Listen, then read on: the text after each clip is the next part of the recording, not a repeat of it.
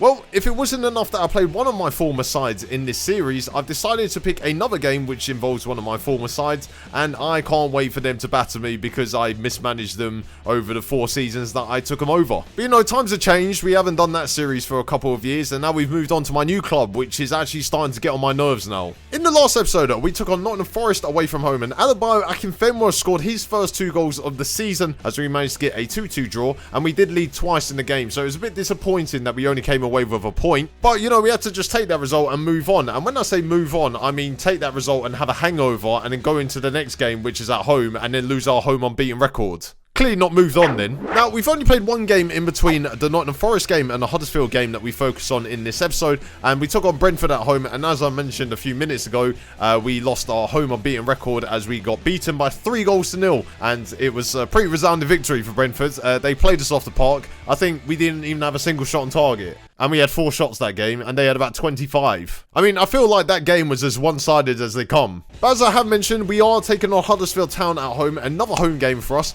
and hopefully I can solidify my position in the league because we are dropping like a stone at the moment. Now, following that game against Nottingham Forest, David Wheeler picked up an injury, which meant he had to be subbed off, and I found out he's injured for 5 weeks, which is great news because I'm running out of right attacking midfielders at the moment. So I had to have a conversation with Ryan Tafazolli because he's not playing enough games at the club at the moment, and I did realise I've only actually played him once this season, and it was those 18 minutes against Norwich when we were 3-0 down, which I didn't actually understand the point of actually bringing him on for. But I said to him, you know, all he has to do is knuckle down, maybe he'll get into the team because, you know, the centre-backs at the moment in front of him are actually playing a lot better than him. He didn't take that very well. But despite the fact that he can't break into the Wycombe side, it meant that he got into the Iranian side for the first ever time, and he actually got his first cap.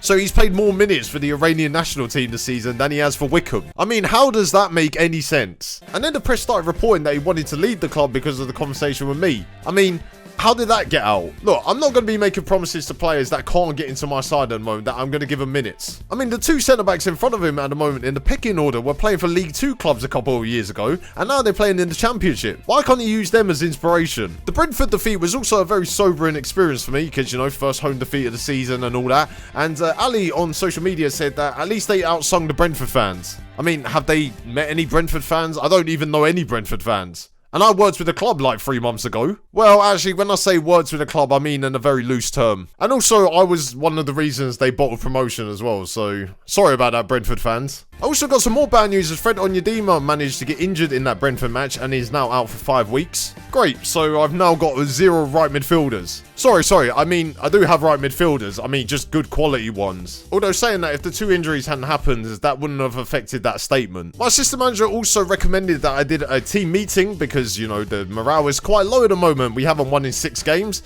and it's getting a bit tough at the moment. And to be fair, I was umming and ahhing during the team meeting because I didn't really know what to say to the team. Like, we hadn't been performing badly, but we weren't performing very well, but we were overachieving, but we were starting to struggle. So I decided to say we started really well, keep this up and we won't get relegated, and I completely fucked it. Christopher Proud, he's done it again. And then my assistant manager said that apparently they weren't happy with the promises I made. I didn't make any promises at all. I just said that we can stay up this year. I mean, that's not a promise, is it? That is a statement of intent. So the head analyst came to me with a report on the Huddersfield team and how we should set up, and his summary was Huddersfield will be tough to beat. I mean, how much am I paying him for analysis with that much depth to it? Oh, I mean, that tells me a lot about Huddersfield, doesn't it? The media also reported that Preston North End and Blackburn held a very memorable game, and I went to go check the result. It was 1-1. Really gonna be remembering that match, am I? Yeah, especially when there was 3 games with more goals in it. I got more media reports that Tafazolli wanted to leave the club again, and I decided, you know what, I've had enough of this bullshit. I'm gonna put him into the starting lineup for the next game. But then my dumbass then went to the press and accidentally promised Tafazolli more minutes, so I'm actually going to have to play him now. But now we move into our game against Huddersfield Town at home, and the team has changed quite a bit from the last episode due to lack of form, promises are made to the media, injuries, and all this crap that's going on with the side. But the big news is that Ryan Tafazolli does make his full debut for the side and plays alongside Josh Knight at centre-back. The other 3 defenders that I had and the goalkeeper are still the same. We stick with the same midfield that we played against Nottingham Forest. Adeniran playing in the defensive midfield role with Patterson and Gape playing in the centre midfield roles. There is also a full debut for Daniel Nalundalu, who is playing on the left-hand side as a wide target man for us, with Nick Freeman coming in to play on the right hand side due to injuries, and Ikpeazu making his return to the side because Akinfenwa won't score. I know we're in episode 4 and we're used to it now, but I cannot believe this squad is in the championship. Looking at the Huddersfield side, it doesn't really strike me with any fear whatsoever. I mean, the sides that I built at Huddersfield are clearly better than that one. I mean, forget about the fact that this is actually quite a big game for me personally, because this is the first time I've played Huddersfield on Football Manager for quite a long time now. But also, we need to win because we need to start picking up points because we're actually struggling quite a lot at the moment. I mean, those relegation places are looking like they have a massive void, and that massive void is called Wycombe Wanderers. After about 8 minutes was the first highlight of the game, and some good play between Jonathan Hogg and Alex Pritchard, found Pippa on the right-hand side, and then Joe Jacobson just completely cleaned them out and gave away a penalty. I mean, cheers, Joe. But thankfully, we managed to get away with it as Adama Diakabi fired it down the middle, and David Stockdale saved it. Thank God for David Stockdale at the moment. I mean, someone once said to me that he's terrible. I don't know what people are on about.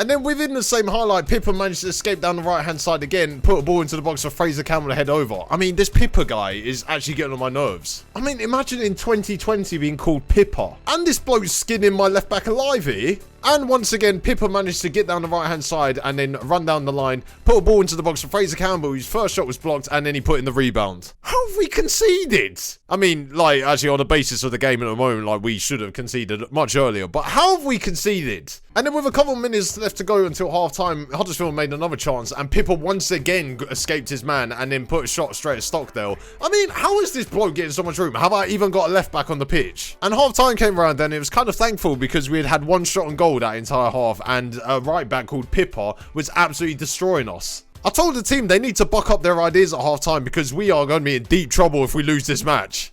Because, you know, the more defeats that I get, the more chance I have of getting relegated, and I really don't want that to happen on the series for once. I decided to change the tactics around because I said to the boys, we need to press high, we need to get into Huddersfield's faces, and we basically need to say that we're going to come in your face. I mean, words to that effect of some sort. Although if they're actually into that.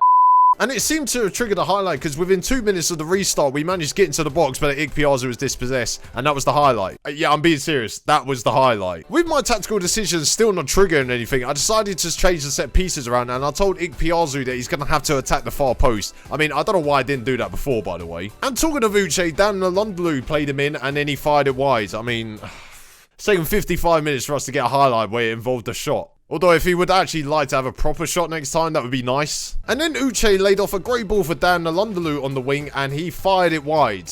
And when I say wide, it just about went for a goal kick. I mean, they are really shit, aren't they, at the moment? Sorry, I'm not sure why I'm saying they. I mean, we. I mean, we are a collective. Like, we are shit. Desperate times called for desperate measures, and we made the double change as I sent on Zach Clough to play in the number 10 role, and Adebayo Akinfenwa was going to play up front as well. And every time I sent on Akinfenwa, the opposition get a highlight, and they had another one as Pritchard had a shot saved by Stockdale. And then in the last minute of injury time, I told the boys that we need to go direct, and we need to get the ball forward. So we started pissing around with the ball at the back, passing it backwards to the goalkeeper when we're desperately needing a goal, and managed to secure a 1-0 defeat at home to Huddersfield. I mean, cheers, boys. Let me down again. So I've now done 2 episodes on this series against former teams of mine, and I've conceded 4 goals and not scored a single one. Brilliant. Well done, Proudy, again.